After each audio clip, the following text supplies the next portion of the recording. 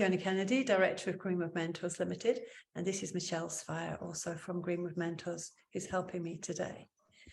Yeah, so we've got half an hour, and obviously I could talk for days on this if people let me. I want to talk about, there's a lot of talk around cell states at the moment. It's quite a trendy thing, but I wanted to bring it into the world of CBT, ACT, CFT, DBT, the third wave, and CBT therapies, because I think we're a little behind in that field, apart from possibly the chair work of Matthew Pugh and his colleague, which is... So one of the points I'd like you to take away from today is that dissociation and separated selves, if you like, don't just occur in the weird and wonderful extreme disorders, but also in what you might call common disorders, like anxiety, like OCD, like depression, like PTSD. By calling them common, I don't mean they're trivial. I just mean we see a lot of them. If you've got a better word than that, by the way, I would really love to hear it, because I'm struggling for a good word. So we've got a thing called the Greenwood Self-States Certificate, which is going to be a 4-module thing. And the first module is happening on the 7th and 8th of March. If you come for the whole certificate, that's going to be approved by the British Psychological Society, give you 30 hours CPD. In that webinar, if you do come, you're going to learn a lot about... Oh, Patsy, do you mind muting? Oh, sorry. Muting yourself. Thank you very much. So we're going to talk about CBT models and concepts of self and self states today, as well as the CBT mode of dissociation and how dissociative processes maintain maladaptive self states, if you like, ways of organizing the self that stops us being effective in the world. And then if you do come along to the webinar, you'll learn more about how to assess self states, formulate them in these presentations, and also how to work with them. But the overall aim in working with self states is to increase awareness, acceptance, and control or choice. So how aware the client is of their self states, how much they accept them, how much control and choice they have over them. Because those are the 3 very important elements of our relationship with ourselves, which makes us more functional in the world. Bit of an unashamed plug we have here, folks, which is these are 3 books that I've written before, along with other people. The first one was a whole set of stuff about dissociation. We had lots of amazing authors from around the world. Second one was using CBT and third wave therapies as a self-help book for people with serious mental health problems. And the third one is a guide for therapists. So this body of work around self states and dissociation, it's kind of like involves all of these 3 books. And you guys at this webinar today are the first people to hear this content. And Michelle, when he's finished doing the poll, also has a free article for you, which is going to appear in BABCP CBT Today magazine in February. So you'll also be the first people to see that. Hasn't been proofread, so please bear with us. So give me a little time to tell you now about how CBT thinks about self and self states. And of course, there isn't time really to go through everything. Obviously, there are other models around, particularly schema therapy, which is a sort of fusion of CBT and psychodynamic approaches, and Christine Podesky's work. But what I'm going to focus on today is Aaron T. Beck, since he was the founder of cognitive therapy. In 1996, he published a chapter in a book edited by Paul Sarkovskis called Frontiers of Cognitive Therapy. And this was basically his model of personality, if you like. We don't talk too much in CBT about the self and about personality. But this article by Tim Beck is a very useful one to read. So basically, it's an information processing model of the self, if that makes any sense. So we can see a human being as a sort of, it's not a digital thing, it's an analog computer. So we have our brains and our bodies are constantly taking in information about the external and internal environment. It's very, very important for us to recognize the demands of our bodies and the demands of the world around us, both physical and social demands. And in order to do that, our brains acquire over a lifetime a set of things called orienting schemas. So these are almost like templates, if you like, millions of templates stored in our brains, which are pattern recognition systems. There are ways of scanning the environment inside and out and saying, this is the context I'm in. These are the demands of the situation I find myself in. And once that has been recognized by the orienting schemas, we will have orientated ourselves. And then there are other sets of schemas which we have in our brains. We sometimes call these hot cross buns in CBT. They're more strategic levels of information processing. We can access them by introspection. If we look inside ourselves, we can say, maybe this is what I'm thinking, this is what I'm feeling. So, you know, thoughts, feelings, body sensations, behaviors, and urges, the classic CBT 4 systems model inside, they are the things that determine our interpretations and responses to a given context as identified by the orienting schemas. So just to illustrate this, Tim Beck gives an example of a person who has a lift phobia. So imagine that you're the person with the lift phobia, okay? And, you know, you're quite happy going through life, and your orienting schemas are like not picking up any great threat at the moment. Maybe you're just, you know, having a drink with somebody in a bar somewhere, having a nice time. And then your friend invites you to meet them at the top of the Eiffel Tower tomorrow. So this kind of is like your orienting schemas are going, oh my goodness, that is a threatening sort of situation, you know, because we're afraid of heights and we have a phobia of lifts. So the orienting schema will be activated and it will go, scary. And it will bring up your lift phobia mode, if you like. And these will be a whole set of schemata about how you feel, what you think, how you would behave or have an urge to behave, and what your physiology will be doing in the middle of all that. So, for example, you might feel fear, you might feel shame because you're scared and embarrassed. You might feel angry with your friend for inviting you. Your physiology will be increased heart rate, you know, skin on hairs on your arms, you know, sort of erect and scared. And all the physiological responses that you'll have. You will be thinking, how can I get out of this? Or, oh my God, what am I going to do? And you'll have urges maybe to make up an excuse, you might even feel, you know, like throwing up. You'll have an urge to not get in the lift or get out of the lift if you're in it. So this will be your lift phobia mode, and it will have been triggered by your orienting schemas, having realized that this is a lift phobia situation. But your other modes, your other ways of being in the world will not be pulled up by this situation. So this is a very context-dependent model of self. I hope that makes sense to people so far. So basically, what Beck is saying is that schemas in Beck's world are a little bit different than in Jeff Young's world.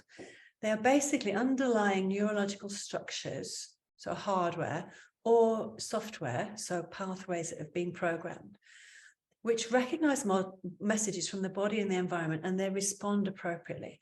They kind of identify the context, if you like. And having done that, they pull up these cognitive conceptual schemas, which select and store and retrieve and interpret information. And they provide altogether an internal representation of the self. So the internal representation of the self during the lift phobia mode activation will be very different than the representation of the self during the having a nice drink at the bar internal representation. So if you think of a mode, a way of being, as a cluster of these schemas, which are generally focused on goals of one kind or another. It might be self-enhancement, it might be attaching to important figures, it might be self-preservation, as in the lift phobia mode. So these modes in Beck's model, they're what we call self-states in our model. So a self-state is a cluster of modes which responds to a given context, either determined by the body or the environment or both. And it's there to help us survive, basically, in various ways in the world and thrive and prosper. I'm just going to stop there. And I'm going to ask you guys if you have any questions quickly about that. I know I've thrown a lot of information at you. If you have any questions, do raise your hands. I'm just going to look at the chat as well briefly.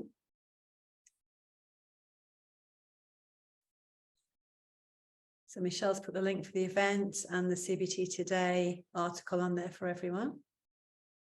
Okay, cool. So I'm thinking you're all fully with me at this.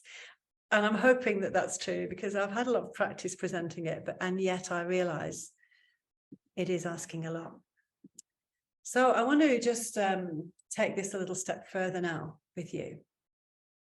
So what we've basically done is we've taken Aaron T. Beck's model of self, and we've used it to make the cognitive model of dissociation. And you'll see it's got PES in brackets, which I hope will be explained shortly. But just to show you this amazing graph. So this is a meta-analysis, a pretty recent one, 2018. So basically, Lysenko and colleagues looked at a lot of articles about psychiatric disorders across the board. And they were looking at the extent to which you find dissociation in those various disorders. And I just would like you to notice really that even in anxiety related disorders, depression, OCD, and other disorders, dissociation is greater than 15 out of 100 on the dissociative experiences scale. That's the mean score across the disorder. And that's high. That means significant dissociative problems are present in those problems. So I think one of the problems we have is we think of dissociation as a special thing, which only occurs in weird and wonderful disorders. And if you take away anything from this talk, it would be, actually, it's everywhere. And we have very little training in it, and we have very little understandings in CBT and third wave. So it's important to think about it in the context of anxiety and these common disorders too. So back in the 1890s, Pierre Journey defined dissociation as a failure to integrate experiences, memories, perceptions, etc., which are normally associated. So here we have the idea that our brains usually function by linking together, by making connections. But in dissociation, the brain fails to do that. It doesn't make the connections it usually makes.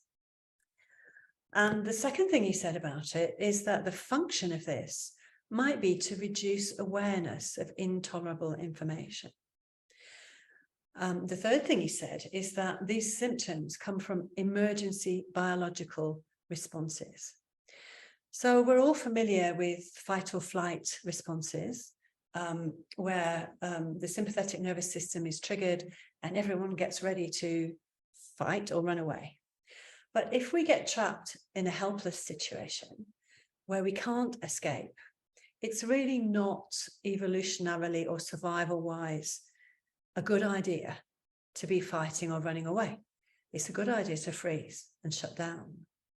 So amnesia, depersonalization, derealization, and this confusion about the self all come from this biological survival shutdown response, which is a whole set of responses which we refer to as dissociation. So it's very important to remember that this occurs in disorders across the board. So in our model, we have suggested, theorized, that dissociation, this shutdown response, can actually occur at various levels of the information processing model of personality that I mentioned to you earlier. So, for example, at the level of the orienting schemas, let's use a different example this time. Rather than a lift phobia, let's imagine a child with a very sadistic and abusive parent who is always threatening to kill them, and who, you know, a child who really believes they might die in these situations. So if the parent comes home drunk, for example, the child's orienting schemas will be kind of immediately, oh my goodness. And they will immediately notice threat. And one of the things they might do is then shut down information processing, even at this early phase where we're noticing anything. And what this usually looks like is it looks like spacing out. It looks like the client has disappeared and isn't there. Now, I've used a serious abuse case there, but we could also use the client who has panic attacks. So when a client is having a panic attack, it's a very common cognition that they might die. Either they might be having a heart attack, but also that there's a felt sense, you know, of suffocation, which is a very powerful, visceral sensation of like impending death. So again, the client might space out and might just lose sense of being in the room, and we become unable to get them. So that's kind of what we call level 1 dissociation, and it's at a perceptual level, which is what the P is about. Dissociation can also occur at the hot cross bun level, where it's labeled 2 here. So at the hot cross bun level, we're talking about, rather than detachment, we're talking about compartmentalization here. We're talking about shutting down your ability to feel anything. So you may become emotionally numb. You may shut down your physiology. You may become cataleptic, unable to move, or you may find that you don't experience pain. You may become unable to do things like you may find that you can't walk suddenly, or you can't read, or you can't speak. And your cognition may close down. You may become mentally blank. And at the third level of dissociation occurs, we call it between mode.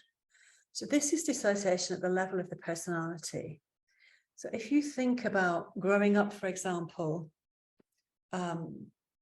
watching a parent have panic attacks, watching them unable to breathe, thinking that they might die any minute, you might find that you evolve a self state that is there to help your parent when they're panicking, and another self state which is there to be attached to the parent when they're not panicking. And it may become very functional for those two self states not to talk to each other, so that when you're attached to your parents safely, you're not constantly worrying about them and being about to die in a panic attack. But when they show signs of shortness of breath, you flip into that sort of helping self state. And you may have another self state mode where you kind of you do have worries about yourself and your parent not being able to breathe, but it's not a constant vigilance, it's a worry mode. So I'm hoping I've kind of very quickly illustrated the 3 levels at which dissociation can work in the cognitive model. So the first one is perception, and that leads to spacing out.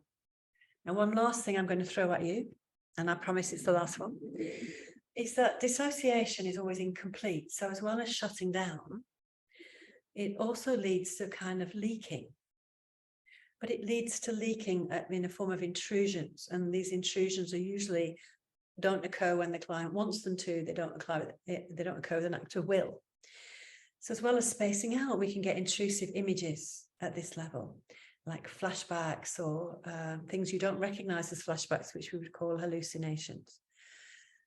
At level 2, we have shutdown of thoughts, feelings, behaviors, body sensations. And we can also have intrusions of those things as well. And at level 3, we have dissociation in the self. So we have a reduced awareness of all the different self states we can have. we might have reduced acceptance of them. We might dislike some of our self-states.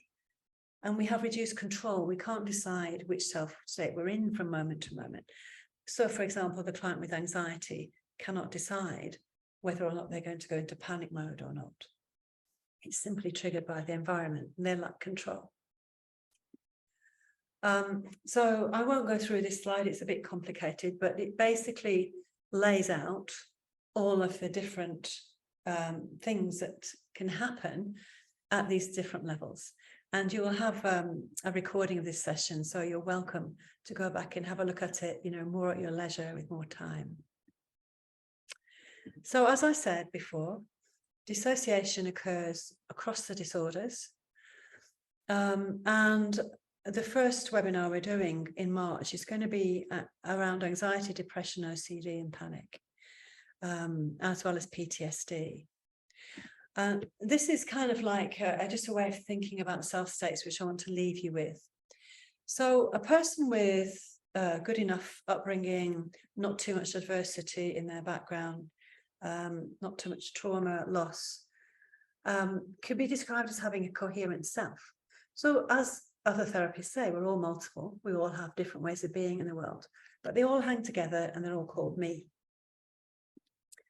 As we go through the spectrum of disorders, we find that dissociation has kind of come between self states and functions not just to separate them, but to hold them apart.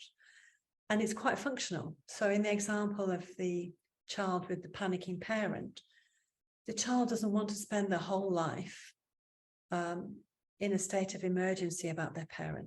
They want to be able to attach to their parent. They want to be able to go to school without thinking about that. So holding one self state separate from the other is very functional for that child. So dissociation creates and maintains this less coherent self. And then as we move on to more extreme dissociative disorders and DID, we find that self-states are so separate, the self is incoherent. And it may even be, there is no kind of person you could call a host person, because the child has grown up never putting themselves together, because they've never grown up in an environment which allows that, or in which it's functional. So this is then we have an incoherent self. So as we go across the disorders, we find we're moving from a less coherent self, which is reflected in the more common mental health disorders, to a very incoherent self across this whole spectrum. So as we proceed, and the bottom axis is severity of mental health problems, and the side axis is the level of awareness, acceptance, and control, we find that this drops, and a therapeutic goal is to increase this for our clients. So if you're thinking about your client, you might ask yourself, how aware is the client of all their different self states? You might ask how accepting they are. Do they feel compassion? Do they accept the function of their self states? And how in control is your client? Can she choose which self state to be in? Or does she just keep switching without any control of those self states? These are kind of good questions to ask when you're thinking about cases. So anyway, we've got 4 modules coming up. You can sign on for all 4, and you'll get a significant discount if you do that. And there's also early bird is still going at the moment. And if you sign up for that, you'll have a BPS approved certificate at the end. We're going to have a Facebook group, so we can help you apply, and you can help each other apply this thinking to your work. Or you might just want to join us for the first session, which is about how to apply these frameworks in the more common disorders. And hopefully we'll be able to supercharge your treatment by using these new understandings. So the article's in the chat, and the link is in the chat. And I'm going to ask you if you've got any questions now. Stop sharing. We have one question in the chat. Naomi was asking, is schema similar to TA? Okay, so is schema similar to TA? So transactional analysis is not a cognitive therapy, and it's not one of the third wave therapies either. It's wonderful. I love TA. And I love it in the same way as I love NLP and other things. It has wonderful constructs and it has wonderful techniques. Similarly, interacting family subsystems. However, those traditions don't have an evidence-based requirement. They don't have a research base behind them. So it's quite difficult as therapists to deliver those and be sure that you've got evidence that they work. You might have, your own clinical experience, of course. I'm talking about research evidence. Schema therapy, I think it's halfway between the two. There is quite a bit of evidence around schema therapy, less than third-wave therapies and less than cognitive therapy. And Arnaud Arntz is working on using schema therapy for DID at the moment.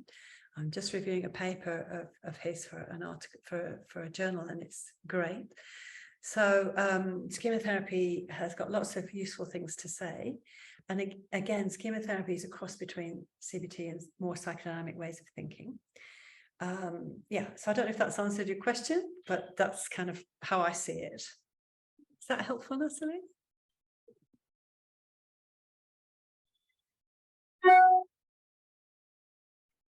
I'm not hearing back from Natalie, so I'm just hoping it is. Any other questions from the group? Yeah, she said that was helpful. Oh yeah, I got it there. Thank you. Yeah. Thanks. It's Naomi. Thank you, Naomi. And you have Elaine that said that this is helpful understanding some of the more complex presentations of dissociation she came across in the past, which she wasn't able to offer therapy and had to refer on. Yeah. So I think that was very helpful. Okay, fantastic. Thank you.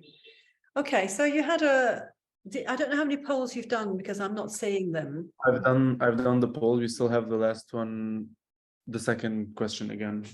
Okay, so can you read the outcome from the first poll? Yeah. So the second question was, how good do you think CBT and third-wave therapies are in accounting of self states? So we have 4 people who answered good, 2 people who answered very good, and 8 people who answered I don't know. Great. Okay, thank you. Then we have, how much do you know about dissociation? We have 6 people who don't know, but they would like to learn, 8 people who know enough, and 0 people at being pros at dissociation. Okay, fantastic.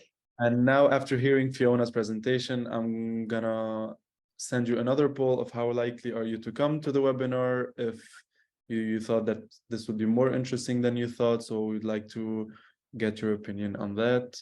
So I'm gonna launch the poll. And I also wanted to mention as well, so as Fiona said, with the certificate of BPS, there's also a chance after you've done the 4 trainings, maybe to get another bundle of supervision with Fiona or with the team, with your clients, if you're applying the tools that you have learned in the modules with working with Selfstates or with your clients, to be able to benefit from a supervision later on as well. Thank you, Michelle.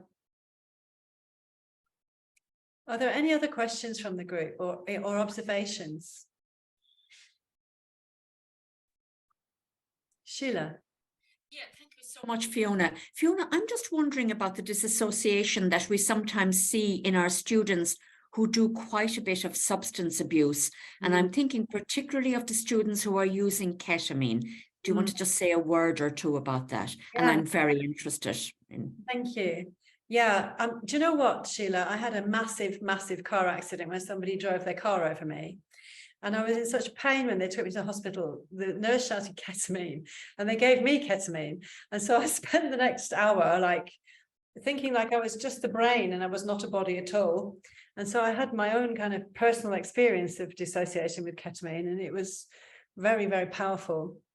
And I think it's interesting because, you know, people use substances like ketamine, which actually produces dissociation, but they also use eating disorders like binge eating. They use substances of various kinds to produce dissociative states where they're not experiencing, you know, they're not present. And that in itself is kind of really key to understanding the function. Which, as I said at the beginning, Jeanne said, is to reduce awareness. So if your reality is, you know, my relationship's just gone to pot.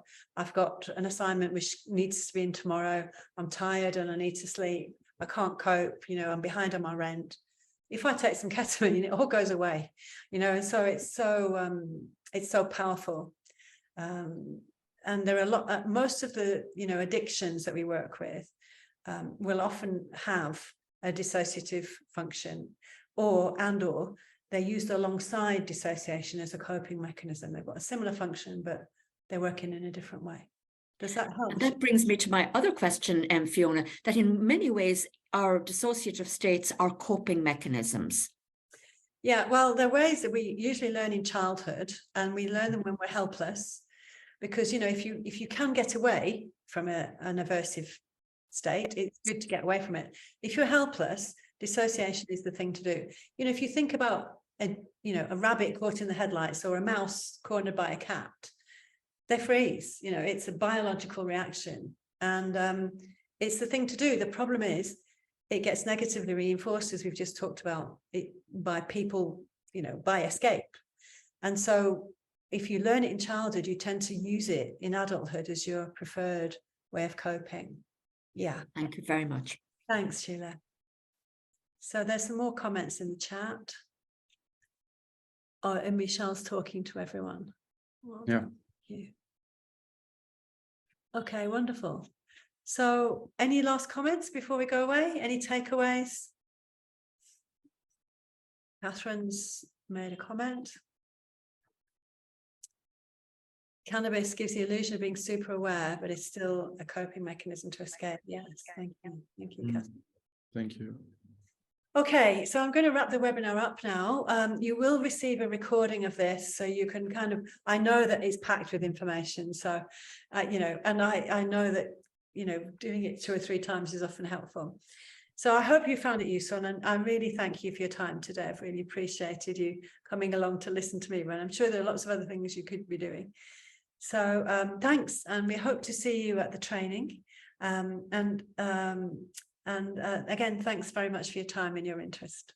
And we're going to be presenting 2 skills classes, short ones, at the BABCP conference this year. One of them is going to be around this material, so I might see you there as well.